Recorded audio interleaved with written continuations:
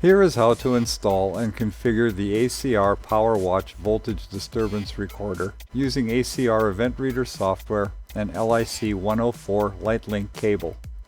The PowerWatch interface package consists of the LIC 104 LightLink interface cable, the event reader software on a USB thumb drive, and a software installation guide. Plug the LightLink cable into an open USB port on your computer.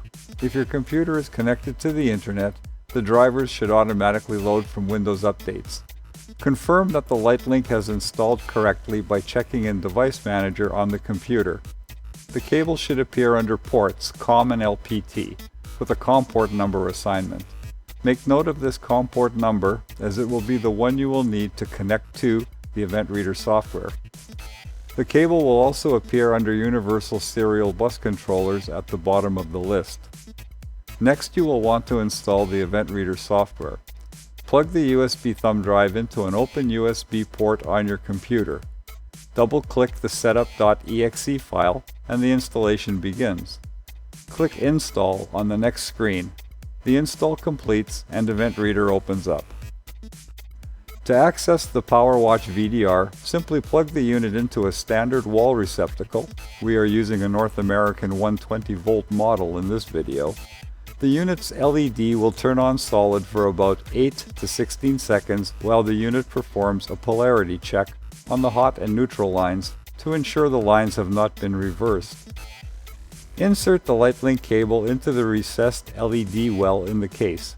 Select the port that the cable installed to. The PowerWatch will display its setup programming.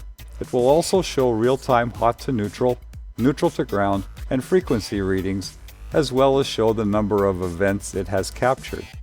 You can change the respective thresholds for the hot to neutral and neutral to ground monitoring. You can program the unit to stop recording when the unit memory is full, or to wrap when it reaches the maximum of 4,000 events. You can disable the LED from flashing when events are captured. You can also give the unit a label or identifier in the description field.